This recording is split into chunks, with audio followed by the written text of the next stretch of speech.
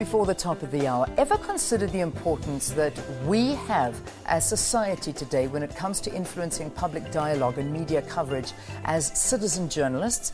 Now, power is at the disposal of everyone, given the popularity of mobile devices and the internet, which allow for the capturing of footage that is of interest to them and the sharing of it on social media and media outlets. Prominent video clips like the recent road rage incident that we've seen over the last day or so and others have made news headlines. Dinesh Balia, a lecturer from the University of Witwatersrand, joins us now in studio to talk to us about this. Welcome. Good to have you in studio. Thank you for having me. So, I mean, this is the power of citizen journalism. We're looking at it on the screen now. This is this recent incident where of the road rage, where the Porsche driver gets out of his car and starts having a fit against another driver. And it's gone viral, and everybody's talking about it, and it's caused a stir. Is this how powerful it is now? It's absolutely that powerful. And I think what's interesting about this particular case is it's not a very interesting or a case that's never happened before. Yeah. I remember that there was a very similar case on the exact same street in May of this year. And all the people managed to get in that instance was a photograph of the aggressor. But because there's a video involved, because there's a moving image involved, there's more kind of a voyeurism attached to it. So people are more curious to look at it. It goes further and people are more pressed to react to it. Yeah. I mean, news, the way we report on news, the things that are done have completely changed. Absolutely. The internet, these little things that we like to call phones, which are not phones, they're anything but phones these days. I don't know when I talk on this, I use it as everything else. I mean, this makes everybody in their own right a reporter. It gives them the potential to be a reporter. It gives us the ability to record, to share. It's interesting that when we talk about citizen journalism, and we were just chatting about it before we went on air, and we said, what are the big cases that we can think about? And every one of those instances of citizen journalism, as it were, are negative cases. Yet every day we have people recording and sharing other types of news. For example, a flash mob in Sandton.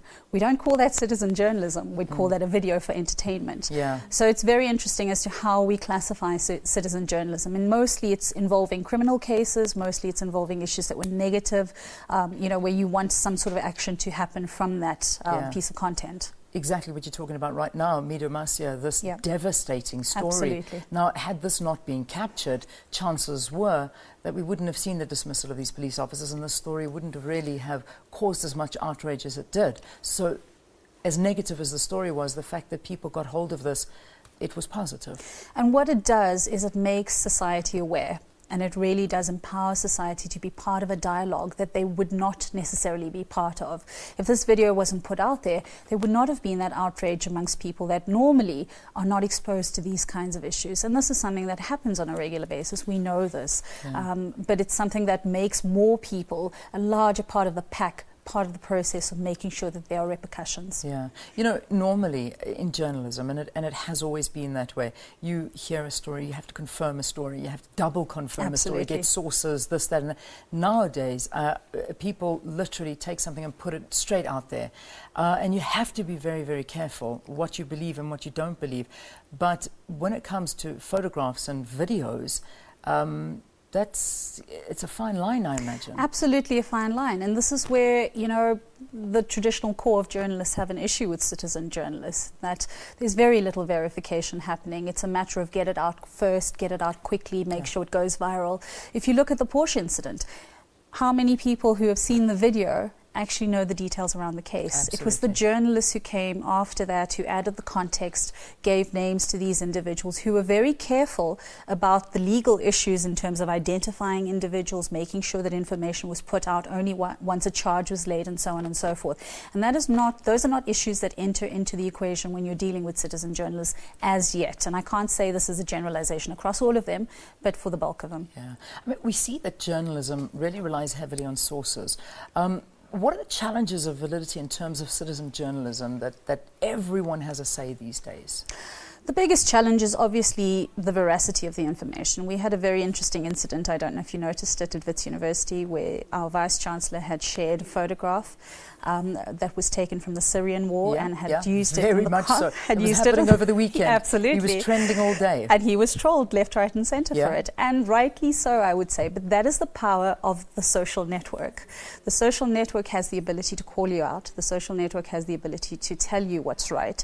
The social network has the ability to monitor your activities. And that's the beauty of it. So even with citizen journalists, you have the rest of the network who are part of that process, who are saying to you, this is correct, this is incorrect, and so on and so forth. So it's a kind of organic process that keeps going. It's a cycle that keeps going, which is not what we're used to as traditional journalists. No. As traditional journalists, you put something in a print newspaper, or you publish it or broadcast it. It's out there, you're done with it. With social networks and social media, there's a constant flow of information, checking, verifying, making sure it's important. Of course, we cannot take away the fact that those of us who are in positions of power particularly need to be very, very careful about the kinds of information we share, because it has an impact. It does. It makes and it breaks you. Absolutely. All in 1 second or less than a second.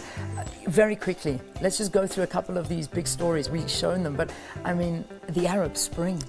That was huge. It was Osama bin Laden in that little village where that story broke before the world knew what was going on.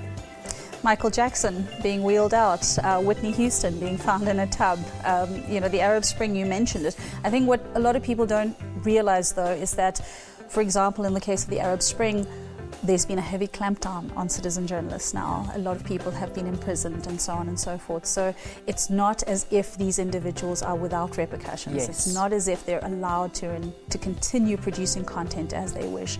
There are significant clampdowns on these individual citizens who are raising their voices. Absolutely. And it's something that we as a society need to be cognizant of. So freedom of expression may be out there, but there are still repercussions.